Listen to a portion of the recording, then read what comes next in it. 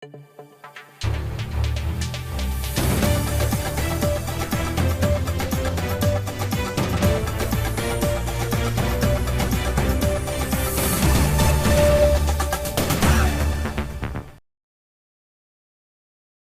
দর্শক, স্বাগত জানাচ্ছি আজকের সম্পাদকীয়তে। আমি আহমেদ সালেহীন।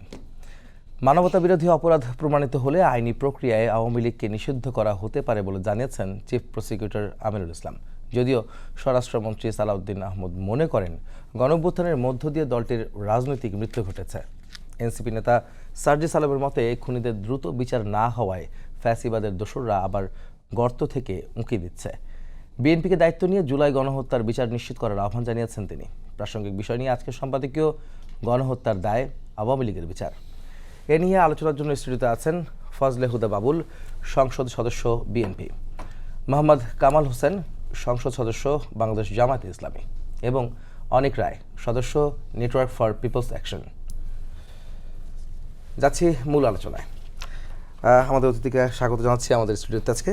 আপনারা জানেন তো, এতক্ষণে আমরা যে কথা বলেছি সেখানে গণহত্যার দায়ে বা মানবতা বিরোধী অপরাধের দায়ে আওয়ামী লীগের বিচার আসলে কত দূর, সেই জায়গাটা আবার নতুন না, ঠিক আসলে প্রথম দিন থেকেই আসলে এটা আলোচনা হচ্ছিল। যেহেতু আজকের প্রসিকিউটর সাহেব, চিফ প্রসিকিউটর সাহেব, তিনি বলেছেন যে তদন্ত চলছে, আইনি প্রক্রিয়া তাদের নিষিদ্ধের বিষয়টি আসবে প্রমাণিত হলে, যদি তারা মানবতা বিরোধী অপরাধের প্রমাণ হয়। এটাকে আসলে কীভাবে দেখছেন? আওয়ামী লীগের বিচারটা আসলে কীভাবে হতে পারে বা কবে নাগাদ হতে পারে, এসব বিষয়গুলি নিয়ে আপনারা কী ভাবছেন? ধন্যবাদ আপনাকে, ধন্যবাদ এবং সহ আলোচক মাননীয় এমপি মোহাম্মদ কামাল হোসেন ভাই, বাংলাদেশ জামায়াত ইসলাম থেকে নির্বাচিত, এবং অনিক রয়, সহ আলোচক। অনিক রয়কে আমি অনেক দিন থেকে দেখি, শুনি, ফলো করি, আজকে সাথে পেয়েছি, ভালো লাগলো। দেখুন, যেটা চিফ প্রসিকিউটর যেটা বলেছেন, আমার মনে হয় যে উনি যথার্থই বলেছেন যে আইনি প্রক্রিয়ার মাধ্যমে যেটা আসবে, এর বাইরে তার কথা বলার কথাও না। যেটা সার্জিস আলম বলেছেন এবং আমাদের মাননীয় স্বরাষ্ট্রমন্ত্রী জনাব সালাউদ্দিন আহমেদ যেটা বলেছেন, সেটাও যথার্থই বলেছেন। কারণ আওয়ামী লীগ তো আর নাই। আওয়ামী লীগকে যারা জিন্দা করার প্রচেষ্টা করছে, কিন্তু আওয়ামী লীগের রাজনৈতিক অপমৃত্যু ঘটেছে। দেখুন, আওয়ামী লীগের কিন্তু মৃত্যু হয়ে গেছে বেশ কয়েকবারই। ৭৫-এর পর হয়েছিল, যেটা শহীদ প্রেসিডেন্ট জিয়াউর রহমানের সময় তাদের আবার পুনর্নিবন্ধন হয়, এবং তারপরও শেখ মুজিবুর রহমান সাহেব এর প্রতি মানুষজনের ভালোবাসা, শ্রদ্ধা ছিল ৭১-এর আগ পর্যন্ত। তার যে জেল জুলুম, হত্যা মামলা, আন্দোলন সংগ্রাম, গণতন্ত্র, মানুষের ভোটাধিকার, এগুলোর জন্য উনি করেছেন। দিন শেষে কিন্তু উনি ক্ষমতায় আসবার পর দেখা গেছে যে তখন উনি আর আওয়ামী লীগে থাকেননি, উনি বাকশালে এসেছেন, গণতন্ত্র হত্যা করেছেন। উনি সেই বলেছেন সংসদে দাঁড়িয়ে, কোথায় সে সিরাজ শিকদার, যখন থেকে দেশের আপনার ন্যায় বিচারের পথ একরকম বন্ধ হয়ে গিয়েছিল, বাক স্বাধীনতা, সংবাদপত্রের স্বাধীনতা। আমরা বেশি করে এটা বলি সংবাদপত্রের স্বাধীনতাটার কারণ হচ্ছে তখন এতগুলো টেলিভিশন ছিল না, থাকলে হয়তো সাথে এই কথাটাও উচ্চারিত হইতো যে প্রিন্ট মিডিয়া এবং ইলেকট্রনিক মিডিয়ার স্বাধীনতা। মানে মিডিয়ার কোনো স্বাধীনতা ছিল না, গণতন্ত্র তো ছিলই না, এবং সকলকে বাধ্য করা হয়েছিল তার আদর্শের একটা দল, তার মতের একটা দল, এবং যে দলটা প্রতিবেশী দেশ ভারতের মদতপুষ্ট এবং তাদের প্রযোজনা পরিবেশনায় তৈরি হচ্ছিল, এটাকে একটা করদ রাজ্য হিসেবে করার জন্য। সেখান থেকে গণতন্ত্র পুনরুদ্ধার হয়েছে, বহুদলীয় গণতন্ত্র প্রতিষ্ঠিত হয়েছে, মানুষের বাক স্বাধীনতা, সংবাদপত্রের স্বাধীনতা হয়েছে প্রতিষ্ঠিত। তারপর গণতন্ত্র বারবার ধাক্কা খেয়েছে। বাংলাদেশ খুব কম সময়ে গণতান্ত্রিক যাত্রার মধ্যে অতিবাহিত হতে পেরেছে। দীর্ঘ প্রায় 9 বছর স্বৈরশাসক এরশাদ, তারপরে গত 17 বছর। যে কথাটা দিয়ে শুরু করলাম, যেটুকুই শেখ মুজিবুর রহমানের সাহেবের প্রতি সম্মান ছিল, তার মানে কুসন্তান বলবো আমি, I am sorry for this wording, এবং একটা মস্তিষ্ক বিকৃত একটা মানুষ যিনি তার বাপকেও খুন করলেন, এবং যে দলটা 96 আন্দোলন করেছে, রাজপথে ছিল, সেই নতুন আওয়ামী লীগ, সেই দলটাকেও খুন করলো শেখ হাসিনা ওয়াজেদ। তো কাজেই রাজনীতিতে আর আওয়ামী লীগের আর কোনো জায়গা রইল না, কারণ দুইবার মানে দ্বিতীয়বার যখন রাজনীতির শেষ ঘটল, পতন ঘটল, মৃত্যু ঘটল, আমি বলবো অপমৃত্যু ঘটল, সেখানে এর জন্য দায়ী ছিল তার অহংবোধ, শেখ হাসিনার একক কি বলবো রং হেডেড পলিটিক্যাল থিম, মানুষের প্রতি হিংস্রতা, অন্যের মতের প্রতি মিনিমাম যে সম্মান প্রদর্শন, গণতন্ত্রের ভাষা, কোনোটাই ছিল না। এখন তাদের তো বিচার নিশ্চিত করতেই হবে। এটা জুলাই মাস চলছে, আমি জুলাইয়ের সকল শহীদদের আত্মার মাগফিরাত কামনা করছি। সেই সাথে অবশ্যই আমি সকল শহীদ, আপনার 52 ভাষা আন্দোলনের শহীদদের, আপনার 69-এর ছাত্র আন্দোলন এবং 90-এর গণ অভ্যুত্থান, 71-এর মহান মুক্তিযুদ্ধ, এবং এই যে একটা অন্য রকমের যে আমরা আন্দোলন দেখেছি, গণ অভ্যুত্থান দেখেছি, যেটা কাছে থেকে ছাত্রদের গুলি করা হয়েছে, শিশুদের মারা হয়েছে, বিভিন্ন ধরনের অস্ত্রের ব্যবহার করা হয়েছে, যেগুলোর নামও খুব কঠিন। আপনার হেলিকপ্টার থেকে মানুষকে আক্রমণ করা হয়েছে, মানুষ যেখানে লুকোতে গেছে ওই চিপাই যেও পুলিশেরা করেছে, খুন করেছে। এবং এটা একটা কি বলবো অনেক আপনার এমনকি গর্ভবতী মহিলারাও জীবন দিয়েছে, রিকশাওয়ালা জীবন দিয়েছে, শিশুরা দিয়েছে, বৃদ্ধরা দিয়েছে। এটা সকলের একটা সম্মিলিত পুঞ্জীভূত একটা ক্ষোভের বহিঃপ্রকাশ ছিল 5ই আগস্টে পর্যন্ত।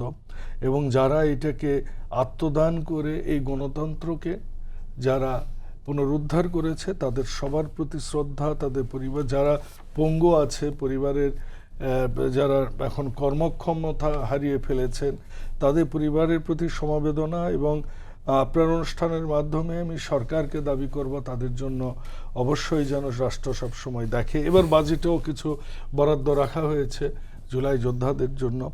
তো কাজে যারা এই বিভিন্ন বিতর্কটা নিয়ে আসে যে 71, 24, এইটা ওইটা, বা 24-এ যারা ছিল তারা তো আর 24-এর স্পিরিটের সাথে নেই, তারা ইনকাম করেছে, তারা এটা করেছে, তারা ওটা করেছে, আমি মনে করি এটা যারা করেছে এটা তাদের ব্যক্তিগত দায়।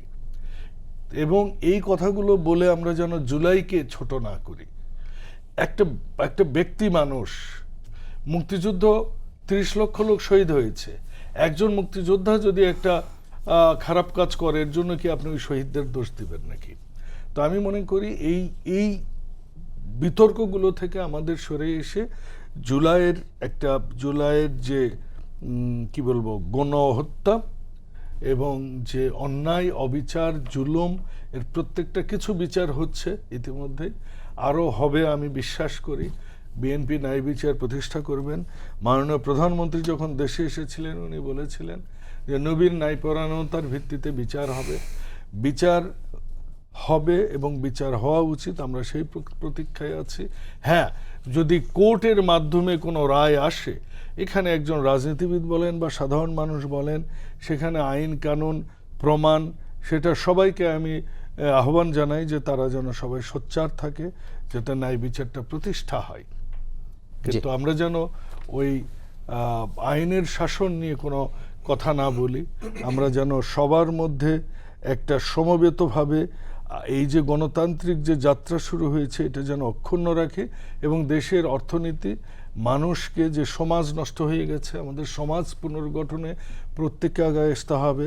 মাদক নির্মূলে আমাদের এডুকেশনাল লিডারশিপ, রিলিজিয়াস লিডারশিপ, আমাদের লোকাল প্রতিনিধি, জনপ্রতিনিধি, লোকাল পলিটিক্যাল লিডারশিপ, দলমত নির্বিশেষে সবাইকে আগামীর দিনে দেশটা গঠন করতে হবে। সেটাই হবে আমার মনে হয় এই জুলাইয়ের যোদ্ধাদের সম্মান জানানোর আরেকটা পদ্ধতি বা উপায় বা চেষ্টা আমি জি মনে করব। কামাল ভাই আপনার কাছে দেবো, সেটা হচ্ছে যে একই প্রশ্ন, যে চিফ প্রসিকিউটর সাহেব যেটা বলেছেন যে আইনি প্রক্রিয়া আওয়ামী লীগকে নিষিদ্ধ করা হতে পারে যদি প্রমাণিত হয় মানবতাবিরোধী অপরাধের বিষয়টি, সেটাকে আপনারা কীভাবে দেখছেন, জামাত কীভাবে দেখে? বিসমিল্লাহির রহমানির রহিম। সময় টিভির আজকের সম্পাদকীয়তে সম্মানিত আমাদের সহ আলোচক মাননীয় সংসদ সদস্য ফজলে হুদা বাবুল ভাই উপস্থিত আছেন আমাদের এনপিএ নেতা অনিক রায় এবং সঞ্চালক আমার একান্ত প্রিয় আহমেদ সালেহীন। ধন্যবাদ। আমি সবাইকে সালাম জানাচ্ছি এবং যারা শুনছেন সকলকে সালাম জানাচ্ছি। আসসালামু আলাইকুম রহমতুল্লাহ। ওয়ালাইকুম আসসালাম। আপনি আজকে যে প্রসঙ্গটি নিয়ে এসেছেন, বাংলাদেশের রাজনীতিতে দুইটি দল সবচেয়ে প্রবীণ, সবচেয়ে পুরনো। প্রথম হচ্ছে বাংলাদেশ জামাত ইসলামী, 1941 সালে প্রতিষ্ঠা হয়েছে, এবং বাংলাদেশ আওয়ামী লীগ যদিও এটা ছিল আওয়ামী মুসলিম লীগ, 1949 সালে প্রতিষ্ঠিত হয়েছে। দুইটি দলেরই আন্দোলন সংগ্রামের ইতিহাস আছে, কিন্তু আওয়ামী লীগের যে ইতিহাস আমরা যেটা দেখি, আওয়ামী লীগ জন্ম হয়েছে 1949 সালের 23শে জুন। 23শে জুন আওয়ামী লীগের, আওয়ামী মুসলিম হিসেবে যে জন্ম, আর এই 23শে জুন আমরা পলাশীর প্রান্তরে আমাদের স্বাধীনতার সূর্য অস্তমিত হয়েছিল। আওয়ামী লীগের জন্মের পর থেকে আওয়ামী লীগের যেমন গণতান্ত্রিকভাবে তারা ভূমিকা রেখেছে, কিন্তু প্রতিটি ইতিহাসের সাথে সাথে আওয়ামী লীগ দেশের মানুষের জন্য, এদেশের স্বাধীনতা, সার্বভৌমত্ব, জনগণের গণতান্ত্রিক ধারা আওয়ামী লীগ দ্বারাই কিন্তু বাধাগ্রস্ত হয়েছে। বাংলাদেশের নিকট অতীতে গত 17 বছরে তারা 8 সালে ক্ষমতায় এসে 9 সালে একটা ম্যানেজড ইলেকশন মাধ্যমে তারা ক্ষমতায় আসছে। ক্ষমতায় এসেই তারা প্রত্যেকটি প্রতিষ্ঠানকে, গণতান্ত্রিক এবং বাংলাদেশের বিশেষ করে রাজনীতির মূল সূতিকাগার যেগুলো, সেগুলো তারা ধ্বংস করে দিয়েছে। সংক্ষেপে যদি বলি, বিচার ব্যবস্থা বাংলাদেশের গণতন্ত্রে হাঁটতে শুরু করেছে কেয়ারটেকার সরকারের মাধ্যমে। 13 সালে তারা কেয়ারটেকার সরকার বাতিল করে দিয়েছে। একদলীয় মানসিকতা নিয়ে তারা বাংলাদেশকে শাসন করতে শুরু করেছে। বাংলাদেশের মানুষের গণতান্ত্রিক ইতিহাসে 75 সাল দেখে নাই, 72 সালের পর থেকে 3.5 বছর আওয়ামী লীগ জন্মের পরে সবচেয়ে জনপ্রিয় দল 70-এর নির্বাচনে, এবং তাদের স্বাধীনতা যুদ্ধে তাদের অবদান এটা অস্বীকার করার সুযোগ নেই। কিন্তু এত বিশাল জনপ্রিয়তা নিয়ে 3.5 বছর পরে তাদের কেন রাজনীতির ইতিহাস থেকে হারিয়ে যেতে হয়েছে? 75 সালের যে ঘটনা, এই সকল কিছু হিসাব করে যদি আপনি ইকুয়েশন করেন, আওয়ামী লীগের সাথে তা বোঝা যাচ্ছে, আওয়ামী লীগের সাথে দেখা যাচ্ছে গণতন্ত্র চলে না, আওয়ামী লীগের সাথে সুশাসন চলে না, আওয়ামী লীগের সাথে গণতান্ত্রিক প্রক্রিয়া আপনার বিকাশ লাভ করে না। সেই ধারাবাহিকতায় আমরা দেখি তারা 9 সালে ক্ষমতা আসার পর থেকে প্রতিটি পদক্ষেপই জনগণের বিরুদ্ধে, বাংলাদেশের গণতন্ত্রের বিরুদ্ধে, বাংলাদেশের বাক স্বাধীনতার বিরুদ্ধে আমরা দেখতে পাচ্ছি। আমাদের 13 সালে আমাদের রাষ্ট্র কাঠামো যেভাবে দাঁড়িয়েছে, কেয়ারটেকার আপনার সিস্টেমটা বাতিল করার পরেই কিন্তু আমাদের দেশের রাজনৈতিক সংকট শুরু হয়েছে। আপনারা খেয়াল করবেন, যদিও আওয়ামী লীগের যেই শেখ হাসিনা যেই কমিটি করে দিয়েছিল, সকল কমিটির একজন সদস্য ছাড়া সবাই কিন্তু কেয়ারটেকার সরকার রাখার পক্ষে ছিল। যে বেঞ্চে, হাইকোর্টের যে বেঞ্চে, এবং বেঞ্চের সবাই বলছেন তাদের পলিটিক্যাল পার্টি থেকে বলা হয়েছে। পর্যবেক্ষণ দিয়েছিল এটা যে আরো 2টা টার্ম রাখা যেতে পারে। একমাত্র শেখ হাসিনার একক নেতৃত্বে এক নির্দেশে সে কেয়ারটেকার সরকার বাতিল হয়ে গেছে। সেখান থেকে শুরু করে আপনারা দেখেছেন বাংলাদেশে যেই পরিস্থিতি তৈরি করেছেন, শুধু অ্যাবসলুট পাওয়ার উনি বলেছেন, এটা আপনারা জানেন। একজন ব্যক্তির আকাঙ্ক্ষা বাস্তবায়নের জন্য ডিক্টেটরশিপ এখানে এস্টাবলিশ করার জন্য উনি প্রতিটি পদক্ষেপে শেখ হাসিনা আপনার বাংলাদেশের রাজনীতির বিরুদ্ধে অবস্থান নিয়ে জনগণের আপনার একেবারে প্রান্তিক সীমায় উনি চলে গিয়েছেন। আর তার পরিপ্রেক্ষিতে বাংলাদেশের গণবিপ্লব, বাংলাদেশের মানুষের চাওয়া পাওয়া আকাঙ্ক্ষার বাস্তব প্রতিফলন ঘটেছে 2024-এর 5 আগস্ট। এবং সেখানে ওই দিন আমি প্র্যাকটিক্যাল মাঠে ছিলাম। কিভাবে একজন প্রধানমন্ত্রী নির্দেশ দিতে পারে গুলি করার জন্য তার দেশের জনগণকে? এদেশের মানুষ যাদের ট্যাক্সের টাকা সরকার পরিচালিত হয়, যাদের ট্যাক্সের টাকায় গুলি কিনা হয়, যাদের ট্যাক্সের টাকা বিভিন্ন বাহিনী পরিচালিত হয়, হয়ারেস উনি নির্দেশ দিলেন আপনার হেলিকপ্টারতে গুলি করার জন্য। র্যাব হেলিকপ্টারতে গুলি করছে।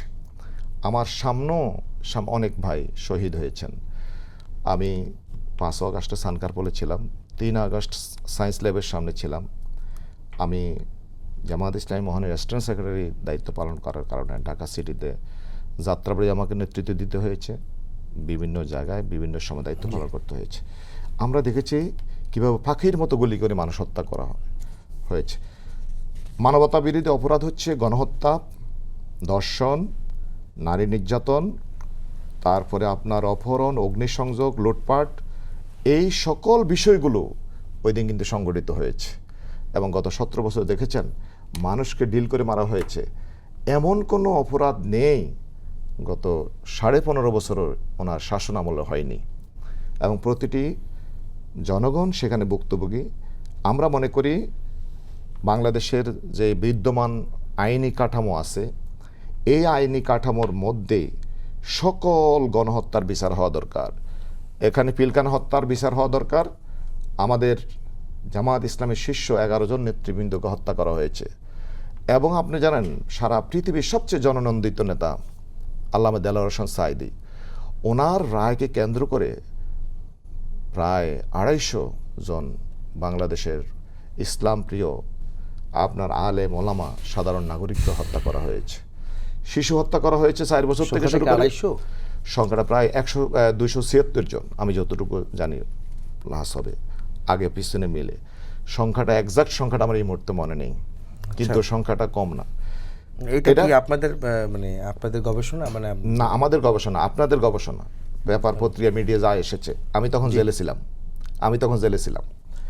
এবং ওনাকে যেভাবে পরিকল্পিতভাবে হত্যা করা হয়েছে সর্বশেষ, এটাও তো পুরো জাতির কাছে আপনার ক্লিয়ার।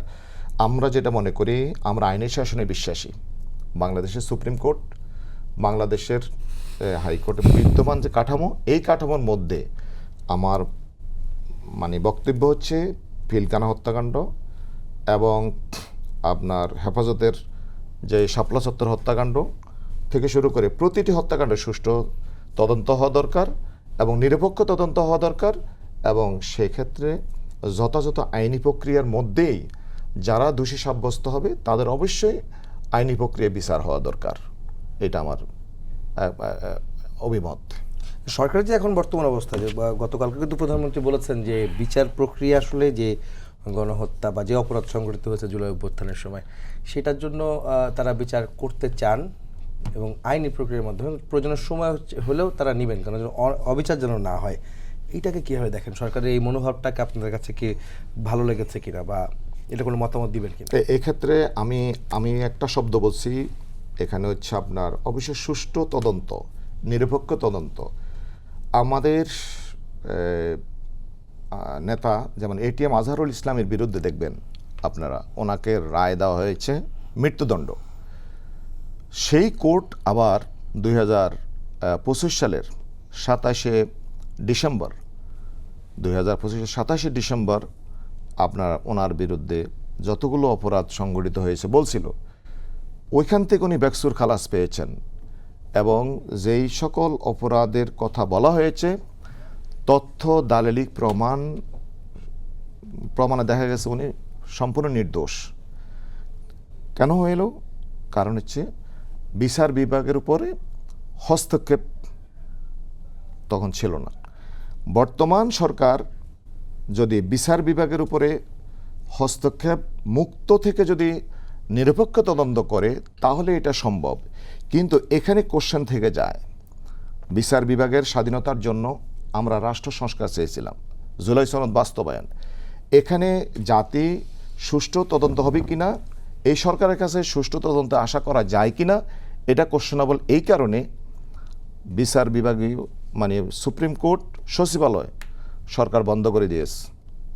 মানে সংস্কার, যেই সংস্কারগুলো কার্যকর হলে জবাবদিহিতা, আইনের শাসন, সুশাসন নিশ্চিত হবে, ওই ধরনের সকল ধারা ওই জুলাই সনদের ওই সংস্কার সরকার বাতিল করে দিয়েছে। পরবর্তী অধিবেশন কিংবা আলোচনার মাধ্যমে সে বিষয়গুলো আমরা আনা হবে, আমার মনে হয় আমরা চেয়েছি একেবারে সংস্কার। বন্ধ হয়ে গেছে বা বিষয়টা কিভাবে বলা যায়? এখানে বন্ধ হয়েছে, আমরা বলছি ফুল স্টপ হয়ে গেছে, কমানা, সেমিকোলন না, দাড়ি, একবার দাড়ি। কিভাবে?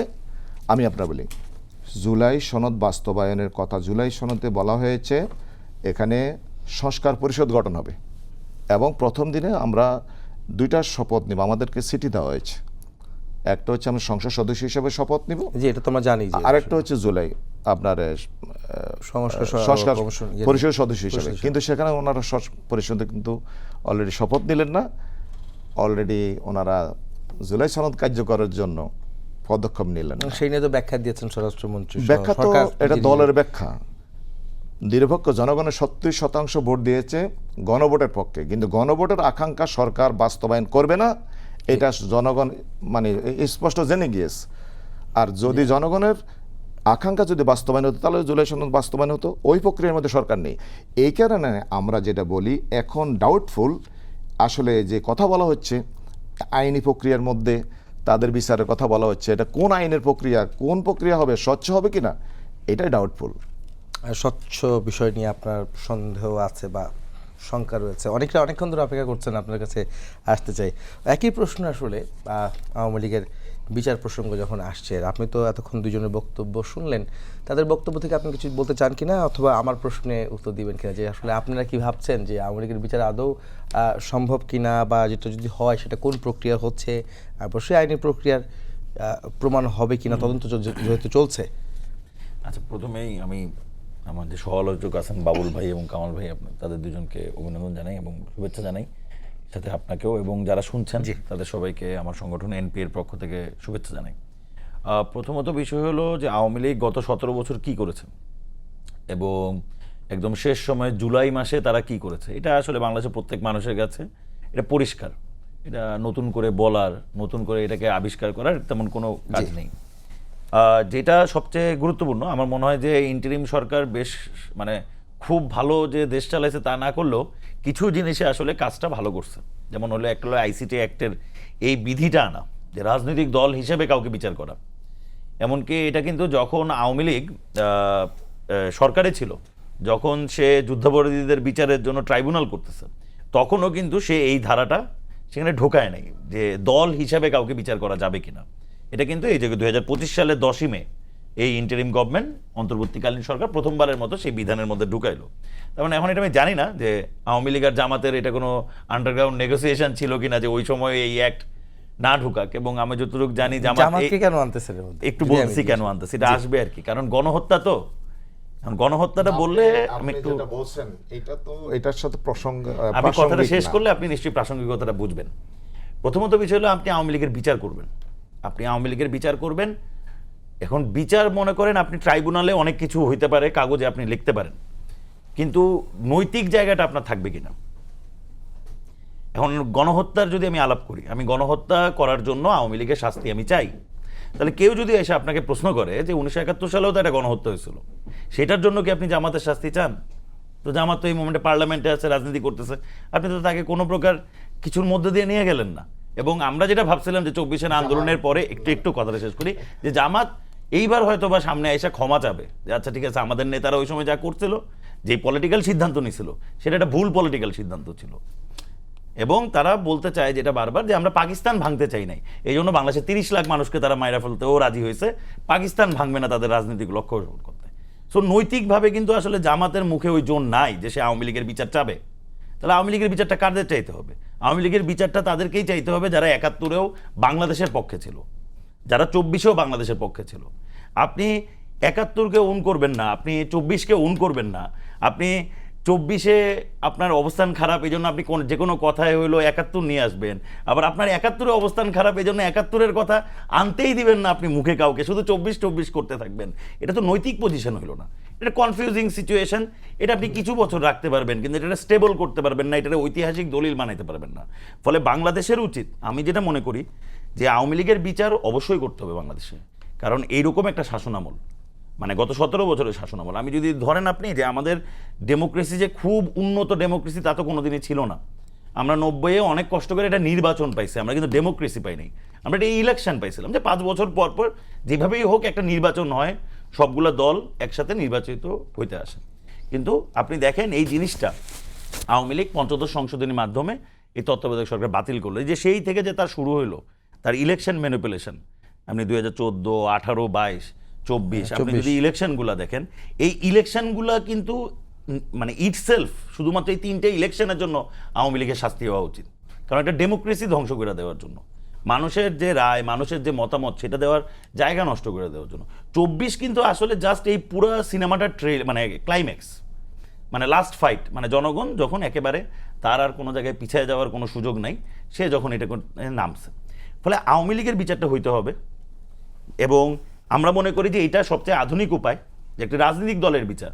আপনি শেখ হাসিনা নীল খেতে কাউকে গুলি করছে কি করে নাই, এই মামলা দিয়ে আপনি শেখ হাসিনার বিচার নিশ্চিত করতে পারবেন না।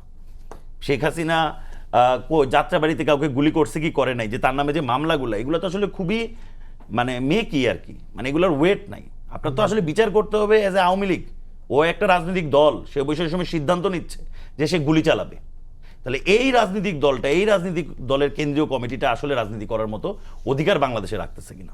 মানে আমি যদি বুঝি আপনার কথা, সেটা হচ্ছে যে শুধুমাত্র গণহত্যা মানে জুলাইকে ধরেই না, তার 15.5 বছর 16 বছরের যে হিস্ট্রি, কারণ আমরা যদি সেটাকে না টানি তাহলে মনে করি ব্যাংক লুটপাটের মতো ঘটনা। আপনি যদি 2010-11-র দিকে শেয়ার বাজারের লুটপাটের গল্পটা বলেন, 33 লাখ বিনিয়োগকারী কিন্তু মাঠে বসে গেছিল।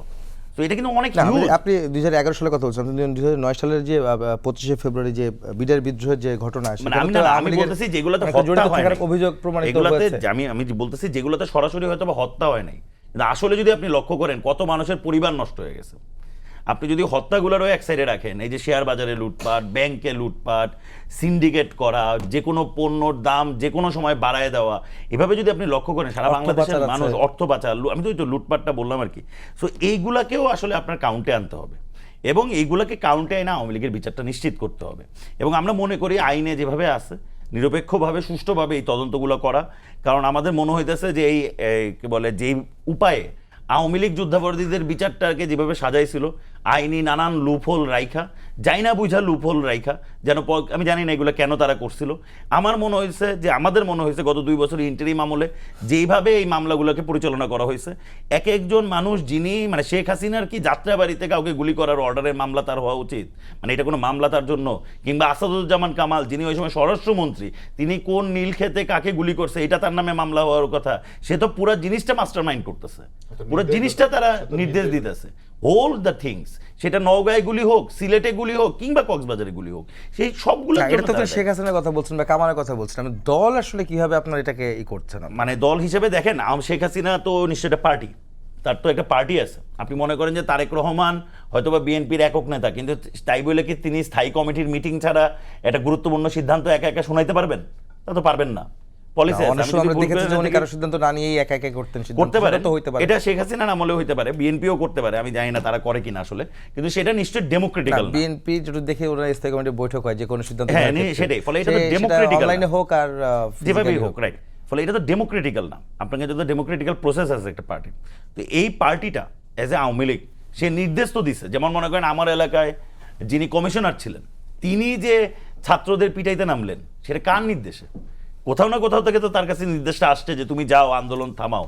আন্দোলন ঠেকাও।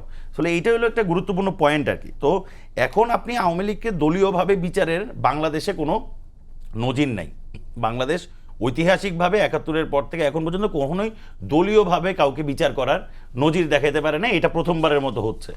কিন্তু পৃথিবীতে কিন্তু আমরা এটা দেখছি।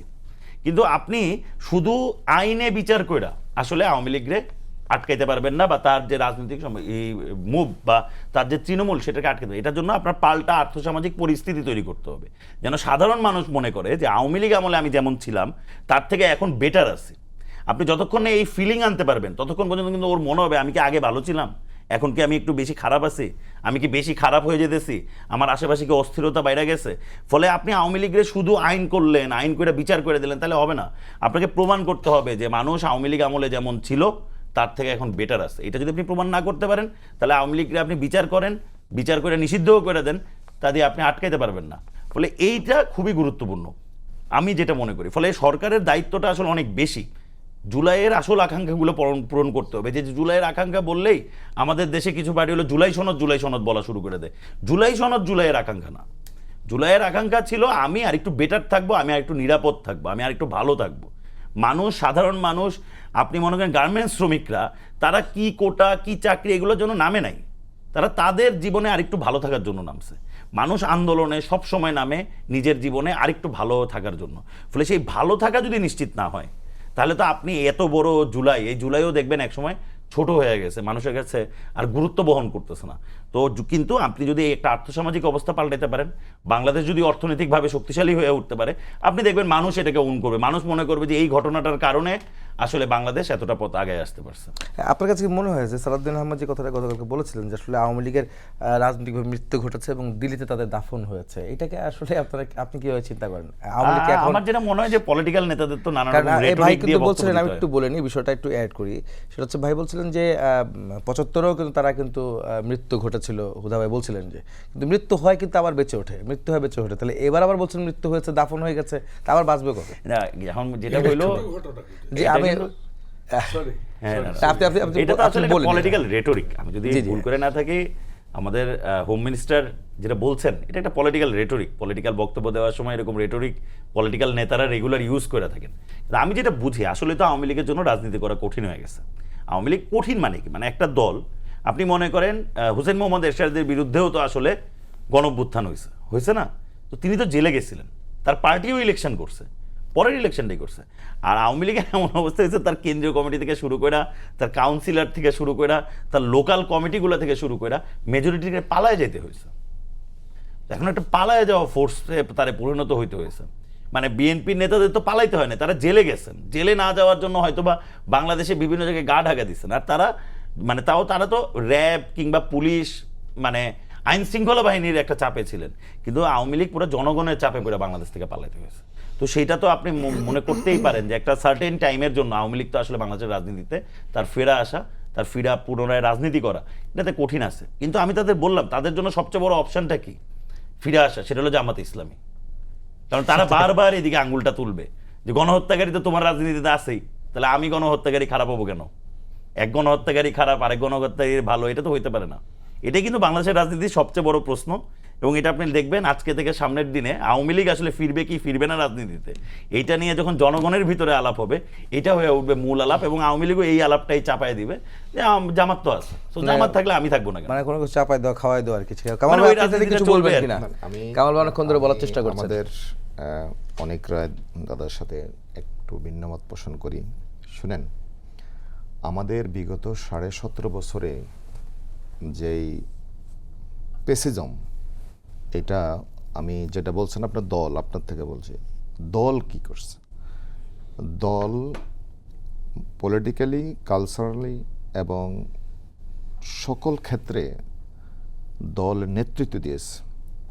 দলের ম্যানিফেস্টো, দলের পলিসির কারণে এই পেসিজমের মূল ভিত্তি সেটা হচ্ছে তার পলিসি, তার মতবাদ, তার চিন্তা, সকল ক্ষেত্রে সেটাকে লিড করছে আওয়ামী লীগ।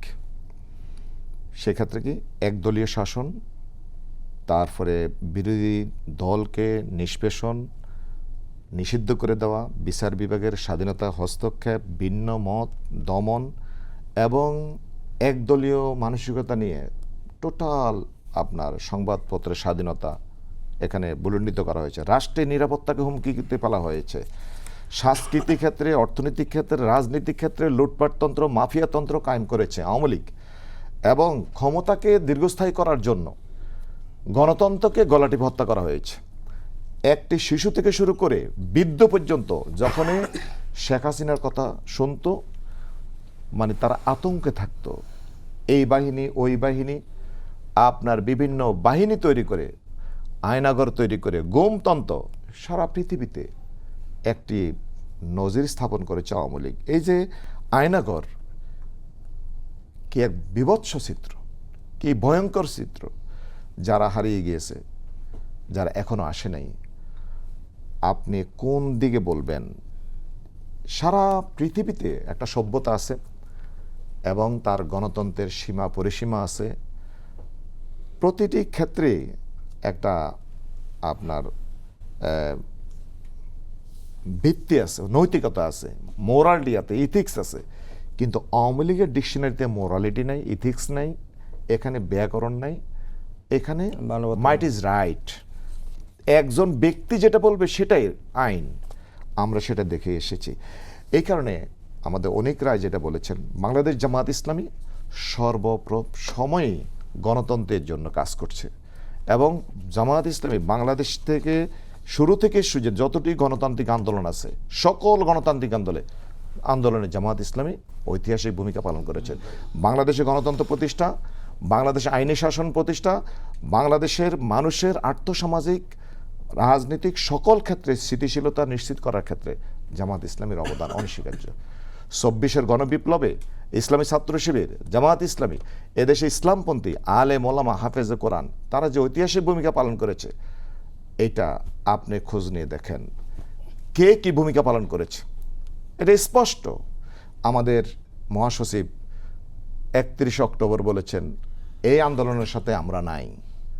ওনারা আবার কিন্তু এখন বললাম আমরা মাস্টার মাইন্ড। আর আমাদের আমিরি জামাত মানবতার জন্য এই মানবিক নেতা ডাক্তার শফিকুর রহমান উনি বলছেন না, এই আন্দোলনে ২৪ আন্দোলনে একক কোনো মাস্টার মাইন্ড নেই, ১৮ কোটি মানুষ হচ্ছে মাস্টার মাইন্ড। এখানে একটু আপনি যদি অ্যাড করি, সেটা হচ্ছে যে নাই যখন বলছেন যে কৌশলের অংশ, কিন্তু আপনি জিনিসটা খেয়াল করে দেখেন, গতকালকে আমি একটা টক শোতে, আমার টক শোতে গেস্টরা বলছিলেন যে প্রত্যেক জায়গাতেই কিন্তু দেখেছেন যে বিএনপির লোকরাও ছিল, জামাতের লোকরাও ছিল, কিন্তু তখন তো রাজনৈতিক একটা ট্যাগ দেওয়া হচ্ছিল বিএনপি জামাতের আন্দোলন, সেই কারণে তো কেউ মুখ খুলছিল না। ছাত্রদল নিজেরাও কিন্তু বারবার বলছিলেন যে আমরা আসলে কোনো ব্যানারে যাব না, আমরা ছাত্রদের সঙ্গে থাকছি। কিন্তু ছাত্রদের সঙ্গে থাকা মানে কি একটা ফোর্স, একটা সংগঠন, ছাত্র সংগঠন, এত বড় একটা সংগঠন, তারা ছাত্রলীগ যুবলীগের বিরুদ্ধে দাঁড়াচ্ছে। আমি না না আমাকে বললে হবে নাকি বিএনপি ছিল নাকি? না না, ওনারা বলছেন এটা তো আমরা দেখেছি, আমরা নিজেরা মাঠে কভার করেছি। আমি একটা কথা বলি, না একটা মজার কথা না না আমি যা করছে না আমি কথা বলছি আর কি, আমি এই কথা বলছি। ওই ব্যাখ্যা তো তাই দাঁড়ায় নাকি? আপনি যেটা বলছেন মহাসচিবের কথা দিয়ে এবং জামাতের আমিরকে দিয়ে আমি মহাসচিবের ওই কথাটার কথা বলছি। উনি মাননীয় এটা কেন বলেছিল এই যে আমি আপনি একটা কথা বলি, আমার কথা বলার সুযোগ দেন। বলছেন, আমার বক্তব্য হচ্ছে আমরা অস্বীকার করছি না, আমরা বলছি অবশ্যই ছাত্র দল ছিল, যুব দল ছিল, ছাত্র শিবির ছিল, জামাতের ইয়ং ফোর্স ছিল। আমার বক্তব্য হচ্ছে আপনিও ছিলেন, আমি ধরে নিলাম। আপনি যদি থাকেন ধরে নেন আমি ছিলাম, আমিও মাঠে ছিলাম, আমি আপনার কথা বলছি, মহাসচিব, মাননীয় মহাসচিব, জি আমাদের এলজেডি মন্ত্রী, আমি ওনার কথা ধরলাম, ওনারা ছিলেন। উনি গ্রেফতার হয়েছেন, না না আমি বলছি উনি গ্রেফতার হন, কয়েকজন গ্রেফতার হলেন, আমি বলি নজরুল ইসলাম, রিজভী আহমেদ, হোল নেশন, আমি জানি তো, আমি 4 তারিখের গুগল করেন, মানব হোল জমিন দিয়ে নেশন, দেখেন যদি ফজলে হুদা কইছিল। হোল নেশন ছিলেন আমার বক্তব্য। জি জি, তাহলে আমি যদি আমার বাবা মারা গিয়েছেন, আমার ভাই মারা গিয়েছেন, আমি যদি থাকি, অবশ্যই আমার বাবা মারা গিয়েছে, ভাই মারা গিয়েছেন, আমার আত্মীয় স্বজন, নিকট আত্মীয় স্বজন মারা গিয়েছেন, তাদের বিচার চাই না কেন? তাদের আকাঙ্ক্ষা বা বাস্তবায়ন করি না কেন? হ্যাঁ ভোটের পক্ষে 70% ভোট দিয়েছেন সরকার, হ্যাঁ ভোটকে আপনার গণরায় কেন বাস্তবায়ন করছেন না না, কেন? আপনি চলে গেলেন আমি তো ওই অর্থে কথা বলছি। ভোটের হিসাবে গেলেন। আমার কে বিচার না, না, চায়নি? ওইটা কিন্তু আমার বলতে জুলাই সনদ সনদকে এত পলিটিক্যাল বানাইতে না, না, গেছে জুলাই সনদকে খাটো করছে পলিটিক্যাল কে? নেগোসিয়েশন হয়ে গেছে 24-এর গণবিপ্লবকে খাটো করছে কে? ওই অর্থে আমি বলছি। এখানে আমার এগুলি বক্তব্য হচ্ছে- সনদ না, বাংলাদেশ আমি আপনার 24-এর বক্তব্য গণঅভ্যুত্থান কামাল না। ভাই একটু যদি বলি আর কি, এরকম করতে খুবই করতে ভাই ভুল অনেক আছে। অনেক আমরা অনেক ভাই শুনেন। বলছেন যে আসলে এটা করতে জুলাইকে আপনারা পলিটিক্স বানায় না। ফেলতেছেন, মানে ব্যাপারটা যদি না, না হয় এখানে না, আমি না, একটু জুলাই just- জুলাই আপনার না, আপনারা- না, না, জুলাই আপনারা কে জুলাই বল- 100% কে- পলিটিক্যাল আপনার- বিপ্লব। যদি আমি না, আপনার জুলাইকে আপনাকে counter-এ পলিটিক্যাল একটু- স্ট্যান্ড ছিল না? আপনি একটু অ্যাড করে আমি শেষ প্রশ্ন করি। কিন্তু আছে। জুলাইকে আপনি কি বিপ্লব বলবেন? এটা রাজনৈতিক বিপ্লব না? অবশ্যই রাজনৈতিক বিপ্লব, অবশ্যই রাজনৈতিক কালচারাল বিপ্লব। বিপ্লবে আপনার তো সাধারণ মানুষ অংশ নিয়েছিল তাদের আকাঙ্ক্ষার জায়গা থেকে, অবশ্যই। এবং তারপরে তো আজকে বিচার যেই প্রসঙ্গ এটা নিয়ে আমি আলোচনা civil হচ্ছে সেটা তো আওয়ামী লীগের বিচার, শেখ হাসিনার বিচার, বা সেই সময় যে অপরাধের সংগঠিত হয়েছে, গণহত্যা হয়েছে, তার বিচারের জন্য তো আজকে এই প্রসঙ্গটা নিয়ে আমাদের আমরা এই কথাই বলছি, আমি এই কথাটা বলছি। 2 নম্বর হচ্ছে আমার প্রশ্নটা কিন্তু এটাও ছিল যে মূলত যে আপনারা যেটা বলছেন যে জুলাই রাজনৈতিক কিনা বা জুলাইতে হত্যাকাণ্ড ঘটেছে কিনা সেই বিষয়গুলো নিয়ে রাজনৈতিকভাবে আপনারা মাখাবেন কিনা, না। সব মিলিয়ে আপনি যখন বলছেন যে অমুক ছিল না, আমরা ছিলাম, তমুক ছিল না, অমুক ছিল, এই জায়গাতে রাজনীতিকরণটা আমরা রাজনীতিকরণ করছি না, আমি বলছি জুলাইটা আসলে তখন হারায় যাচ্ছে। জুলাই আমরা বলছি আমরা এখন রাজনীতিটা করছে বর্তমান সরকার। আমি বলছি এই জুলাইয়ের আকাঙ্ক্ষা হচ্ছে জনগণের আকাঙ্ক্ষা, 70% জনগণের আকাঙ্ক্ষা। এটা কোনো একক দলের না। যখন আমাদের এই মাননীয় মানে মহাসচিব যখন বলেন মাস্টার মাইন্ড অমুক, তখনই কিন্তু কোশ্চেন আসে। তখনই আমাদের মাননীয় বিরোধী দলীয় নেতা বলছেন 18 কোটি মানুষ হচ্ছে মাস্টার মাইন্ড, এটা কোনো একক দলের ক্রেডিট নয়। আমরাও বলি এটা কোনো একক দল। নিজে বলছে যে জনগণই মাস্টার। হ্যাঁ, হ্যাঁ, আমি বলছি আমাদের মাননীয় সংসদ সদস্য মন্ত্রীদের মুখ থেকে কিন্তু কথা আসছে। আমরা বলছি 18 কোটি মানুষ হচ্ছে মাস্টার মাইন্ড। এটা কোনো একক দলের কোনো একক নেতৃত্বে এখানে বিপ্লব হয়নি। না, এটা তো সবাই স্বীকার করেন এটা। এই যে আমাদের রিকশালার ছিল, কিন্তু সবজি কৃতিত্ব বিক্রেতা নেওয়ার ছিল, সময় কিন্তু ঠিকই সবাই সবার ধরে যাচ্ছে, কিন্তু তাই কিন্তু শোনেন, দেখতেছি। প্রত্যেকে জায়গাতে বলতে পারবে, কিন্তু জনগণ জাজমেন্ট করবে। এটা আসলে সকল মানুষের একটা বিপ্লব। জি হুদা ভাই, আপনি একটু বলবেন, আপনি তো বক্তব্য শুনছিলেন, প্রশ্ন করার আগে আপনি এটার কোনো উত্তর দিতে চান কিনা ওনার? না, এটা উত্তর দেওয়া উচিত না, সমীচীন না, শোভনীয় না। কাজেই সেই লাইনে যায়নি। উনি একজন মাননীয় সংসদ সদস্য, সরকারের রিমানও সংসদ সদস্য না। উনিও বেসরকারি সদস্য সংসদের, আমিও বেসরকারি সদস্য সংসদের। আমি যে দল রাষ্ট্র পরিচালনা করছে সেই দলের পক্ষে, উনি আরেকটা দলের পক্ষে। কোন দলের কি ইতিহাস এটা সবাই জানে। এগুলো বলে উত্তপ্ত করে জনগণ টকশোতে যারা আসে তাদেরকে খারাপ বলে। ভাই, আমরা তো জনপ্রতিনিধি, উনিও জনপ্রতিনিধি। 47-এর কথা বললে অন্য কথা আসবে, তাই না? 71-এর কথা বললে অন্য কথা আসবে। আমি 71-47 আমি ছেড়েই দিলাম। এটা জনগণ ঠিক করবে, জনগণ জানে এটা পুরাতন বিষয়। তো আপনি 86-তে কি করেছেন, 88-তে কি করেছেন, 96-এ কার সাথে ছিলেন, কার হাত ধরে আপনার জন্মটা হলো, আপনি তাকে ভুলে গেলেন কেন? ম্যাডাম খালেদা জিয়াও তো জুলাই আন্দোলনে কোনো ভূমিকা রাখেনি, তারেক রহমানও কোনো ভূমিকা রাখেনি, মহাসচিব তো রাখেইনি। এমনিতে 400টা মামলা খাইছে, ওটা কোনো বিষয়ই না। আর বিএনপির তো খুব বেশি একটা করেনি, মানে খুন খুব বেশি হয়নি। তবে যে কয়টা রাজনৈতিক দল আছে তার চেয়ে বেশি হয়েছে আর কি, সবাই মিলে যা তার চেয়ে বেশি হয়েছে। আর আপনি জেল মামলা সকল রাজনৈতিক দল মিলে যতগুলো ছিল তার হচ্ছে 10 গুণ জেল মামলা, বা 100 গুণই বলা যাবে। 1.5 লক্ষ মামলা, 60 লক্ষ আসামি, বিশ্বের একটা ইতিহাস। আমরা এগুলো বিক্রি করি না। 71-এও কোনোদিন আমরা বিক্রি করিনি। 71-এও একটা গোষ্ঠী আসে ব্যাপকভাবে তাদের সম্পত্তি বেড়ে নিয়েছিল। আমি আপনার ইনিশিয়াল বক্তব্যে কিন্তু আমি বলিনি এভাবে, আমি কিন্তু অন্যভাবেই বলেছি, সকলকে ক্রেডিট দিয়ে আমার দলের স্ট্যান্ড। এখন অন্য দলের যে স্ট্যান্ড, সেই স্ট্যান্ডই তারা বলবেন। এখানে তো বিচার করবে জনগণ, তাকে রিবার্টাল দেওয়া তো আমার কাজ নয়। আমার মনে হয় উত্তর আপনি পেয়েছেন। দেখুন, সাংস্কৃতিক ক্ষেত্রে উনি বলেছেন যে মাইট ইজ রাইট, উনি বলেছেন গণতন্ত্র। 86-তে গণতন্ত্রের জন্য কিন্তু এরশাদের সাথে ভোটে জামাত যায়নি। কিসের জন্য গিয়েছে? স্বার্থের জন্য গিয়েছে। এটা খুব স্পষ্ট এই বিষয়গুলো। আর সংস্কৃতিকে আমরা দেখেছি ভাই, আমরা দেখেছি জুলাইয়ের পর কি করা হয়েছে। এটাকে একটা ইসলামী বিপ্লবের একটা রূপ দেওয়ার চেষ্টা করা হয়েছে। একজন মানুষ একটা নারীকে নিয়ে বাজে মন্তব্য করেছে, তাকে নিয়ে যাওয়া হয়েছে, তাকে জামিন করে এনে হাতে কোরআন দিয়ে। আমরা অনেক বুদ্ধিজীবীকে দেখেছি দীর্ঘদিন কোরআন নিয়ে চলতে, এখন কিন্তু নিয়ে কোরআন হাতে নিয়ে যান না। উনি একটা পত্রিকার সম্পাদক। এটা আপনি আমার যেটা কথা বলছেন- বলতে দেন, আমি আপনি বলি। বলেন হুদা ভাই, জি, বলেন প্লিজ। বলেন। আপনি হাসতেছেন, আমার তো জলে ভাই, কারণ আমার বাপ তো মুক্তিযোদ্ধা। জন্মের পর তো আমি বাপরে দেখতে পারিনি, আপনি তো দেখছেন, আপনি তো হাসবেনই। না, আমাদের পরিবার কাজে আমার কথা লেট মি নো, আপনি আপনার কথা বলেছেন। জি, বলেন। Don't try to cross your limit and you না। বি দেয়ার এন্ড না, ইউ না, লিসেন মি আমরা if you have time. cross করছি ইফ দ্য জি, হুদা ভাই আপনি মনে হয় বলেন। না না, লেট হিম হ্যাঁ, হুদা ভাই আপনি আপনার Let বক্তব্য him বলেন, শেষ করেন। সো আমরা কোনোদিনই ওগুলা কোনোদিন দাবি করে না বিএনপি। বিএনপি জনগণের জন্য যে কথাটা অনেকরাই বলেছেন, এটা খুব দামি কথা বলেছেন, যে জুলাই আন্দোলন কেন ছিল। জুলাই আন্দোলন ছিল মানুষ যেন ভালো থাকে, জুলাই আন্দোলন ছিল সবাই যেন সমান সুযোগ পায়, জুলাই আন্দোলন ছিল সবার জন্য কর্মসংস্থান হয়, জুলাই আন্দোলন ছিল কৃষকেরা যেন তাদের ন্যায্য মূল্য পায়, জুলাই আন্দোলন ছিল মানুষ যেন সম্মানের সাথে তার নিজের মতকে প্রতিষ্ঠা করতে পারে, জুলাই আন্দোলন ছিল গণমাধ্যম যেন স্বাধীনভাবে তাদের মত প্রকাশ করতে। মত প্রকাশ করতে পারে। এরকম এই জন্য ছিল না যে আরেকজনের বক্তব্যের মাঝে আপনি বাধা দিবেন, এই জন্য জুলাই আন্দোলন ছিল না। জুলাই আন্দোলনটাই ছিল হচ্ছে আপনার মতের সাথে আমি দ্বিমত পোষণ করতে পারি, কিন্তু আপনার মত প্রকাশের জন্য আমি আমার জীবন পর্যন্ত দিতে পারি। জুলাই আমি কোথায় ছিলাম, কে কোথায় ছিল, এগুলো তো সব হিস্ট্রি। এখন তো আর ওই গল্পের অবস্থায় নাই, এখন তো মিডিয়ার যুগ।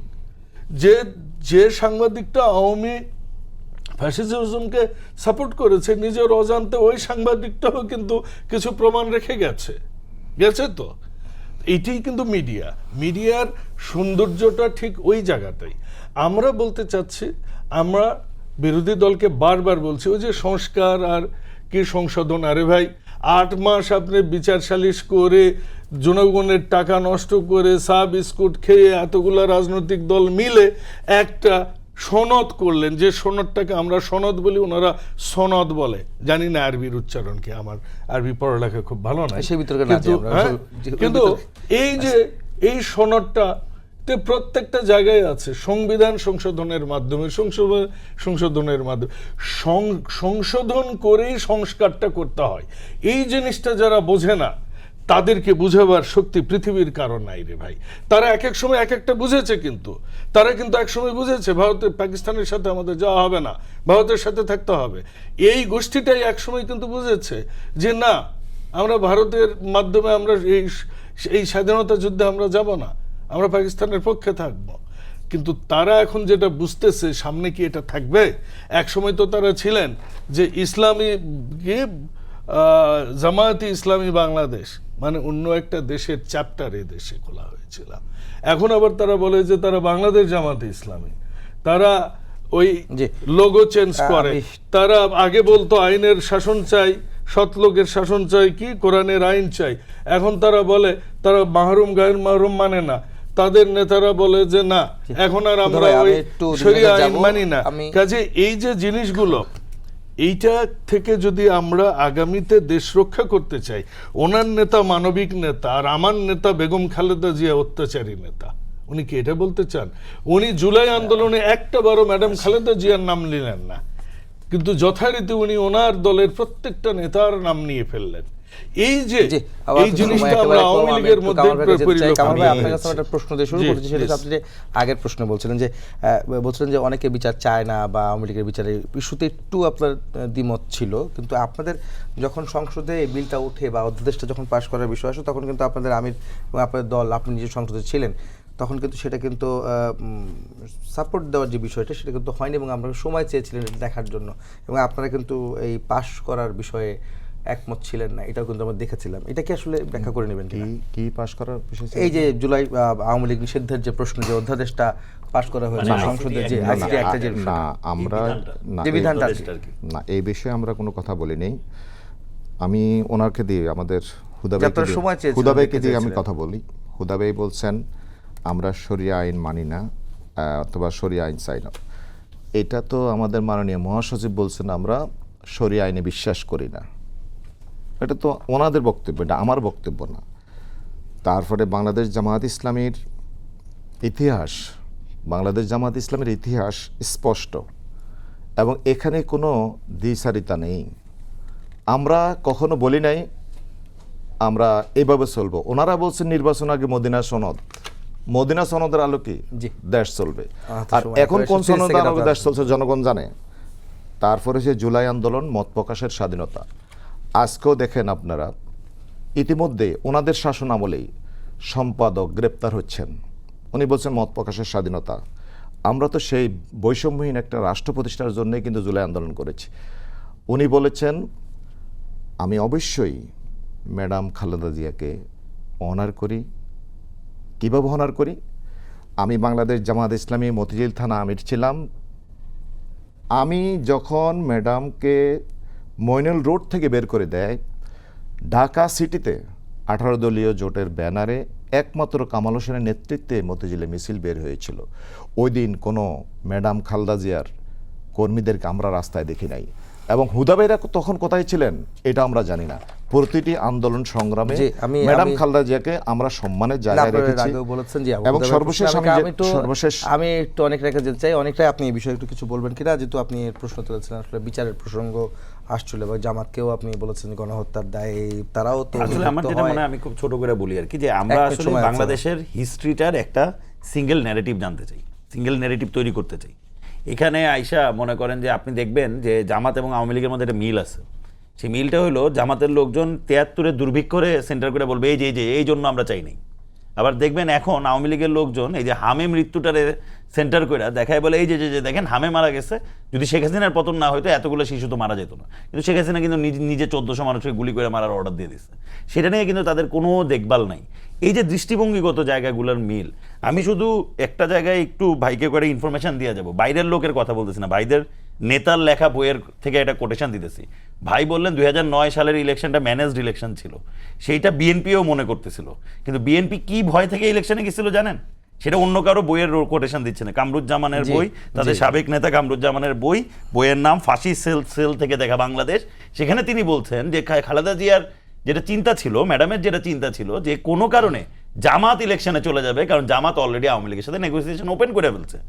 যদি জামাত ইলেকশনে চলে যায় তাহলে তো বিএনপি বিপদে পড়ে যাবে। এবং কামরুজ্জামান লিখতেছে এটা যে আমরা খালেদা জিয়া ম্যাডামকে বুঝাইতে পারি নাই বা আমাদের নেতারা যে বুঝায় নাই, এটার পিছনে অন্য কোনো কারণ থাকতে পারে। এটা কিন্তু বাইরের কোনো মানুষের লেখা না, তাদের পার্টির লোকের নামেই লেখা আছে। সো বাংলাদেশে যখন এই কনস্পিরেন্সিগত পলিটিক্স হয়েছে, সেই পলিটিক্সে দুইটা পার্টি সবসময় অবস্থান নিচ্ছে, একটা হলো আওয়ামী লীগ এবং একটা হলো জামাত। এটা 86 ইলেকশন বলেন, 96 বলেন, যে কোনো সময় বলেন, তারা অলওয়েজ এই কনস্পিরেন্সির মধ্যে আছে। ফলে আমার মনে হয় আওয়ামী লীগের বিচার আইসিটি একটা হইতেই হবে, এবং সাথে সাথে সময় আসছে জামাতেরও একবার আইসিটি একটা ঘুরে আসার, ওই বিধানের অধ্যাদেশের মধ্য দিয়ে আসে, কারণ তাদেরও একটু পরিষ্কার হয়ে আসাটা জরুরি। শেষ একেবারে প্রায় আপনি ছোট করে 10 সেকেন্ডে বলবেন। 10 সেকেন্ড। জামাত ইসলামী সকল পথ, সকল সময়, সব সংগ্রাম শেষ করে এখানে এসেছে। অতএব জামাত কার্ড নিয়ে অতীতে যারা খেলেছেন, সামনের সেই কার্ড অসল করে দিয়েছে 24 আপনার কথা বুঝতে পেরেছি, মনে হয় অনেকরাই বুঝতে পেরেছে সবাই। খুদা ভাই, কামাল ভাই এবং অনেকরাই আপনার দুজনকে ধন্যবাদ জানাচ্ছি আমাদের স্টুডিওতে আসার জন্য। এই ছিল আজকের সম্পাদকীয়তে। আমাকে আগামীকাল আবার দেখা হবে এক সময়। শুভরাত্রি।